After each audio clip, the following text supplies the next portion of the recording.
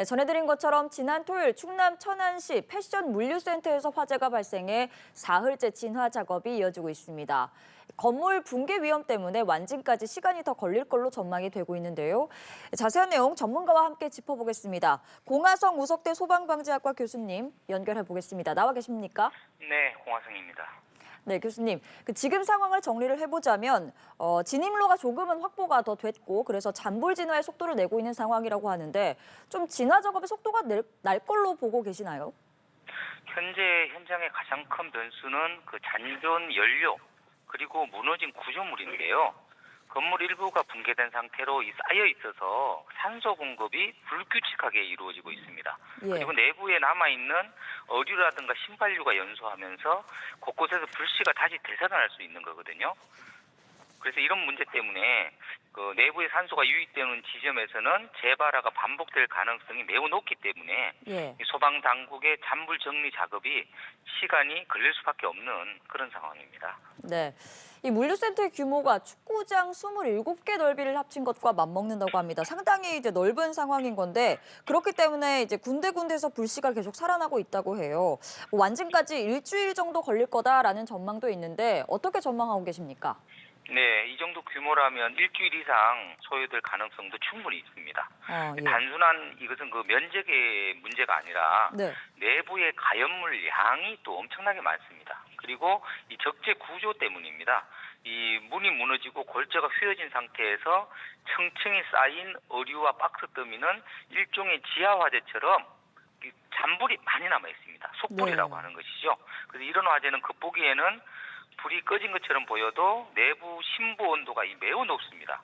그래서 소방대원이 직접 들어가서 더미를 하나하나 헤쳐가면서 확인해야 되기 때문에 시간이 오래 걸릴 수밖에 없습니다. 네, 그리고 소방당국이 철골 콘크리트 기능이 저하되는 열화 현상이라는 것도 심화가 하고 있다라고 설명했는데 이건 어떤 현상인 건가요?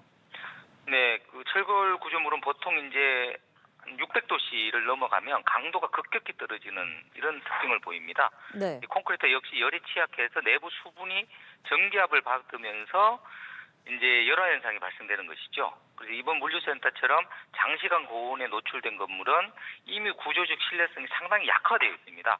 예. 다시 말해서 추가 붕괴 가능성이 상당히 높다는 것이죠. 그래서 불을 잡는 것보다 사실은 인명보호가 최우선이기 때문에 소방관의 안전도 아주 중요하다고 생각이 됩니다. 네, 지금 교수님 설명을 들어보니까 추가 붕괴 위험이 적지 않은 상황인 것 같은데요. 진화 작업에 나선 소방관들, 이런 안전 확보를 하기 위해서는 또 어떤 방식을 좀 유념을 해야 할까요? 네, 대원들의 안전 확보 아까 상당히 중요하다고 말씀드렸는데 이처럼 추가 붕괴 위험이 조금이라도 있는 상황에서는 대원들이 내부로 깊이 진입해서 잔불을 확인한다든가 이런 조치들은 아주 위험한 상태입니다. 가능하면 이때는 위험 접근 구역을 최소화하고 예. 어떤 열화상 카메라라든가 이런 장비들을 이용해서 먼저 확인하는 것이 중요하다고 하겠습니다.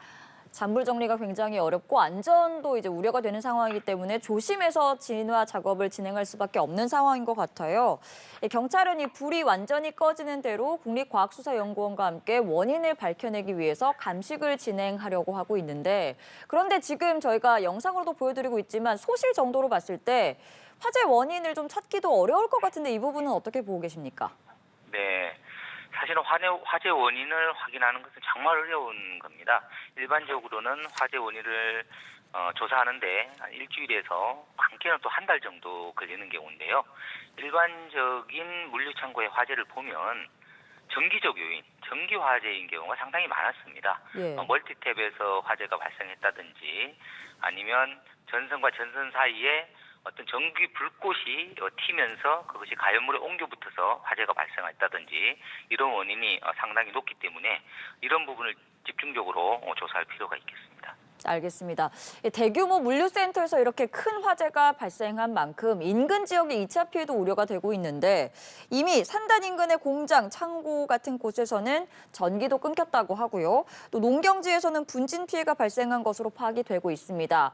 진화 과정이 계속 이어질 텐데 2차 피해를 막기 위해서는 또 어떤 대응을 해야 한다고 보십니까? 네, 대형 물류센터 화재는 단순히 이제 시설 내부의 문제가 아니고 말씀하신 것처럼 인근 산단 전체에 영향을 미칠 수가 있습니다. 예. 전기 공급이 중단된다든지, 상황에 따라서 도로가 차단된다든지, 또 유독가스에 의한 그 인체 영향 이런 것들을 또 무시할 수 없고요. 또 소방력 집중으로 인해서 타 지역에 또 어떤 화재가 발생했을 때 또 대응력이 저하되는 이런 문제까지 발생될 수가 있습니다.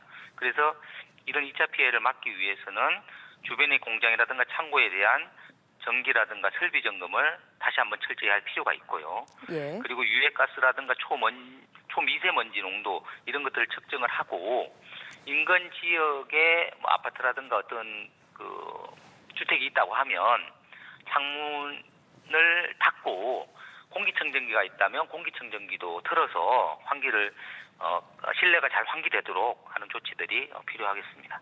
알겠습니다. 오늘 말씀은 여기까지 들어보겠습니다. 공화성 우석대 소방방재학과 교수와 함께했습니다. 고맙습니다. 네.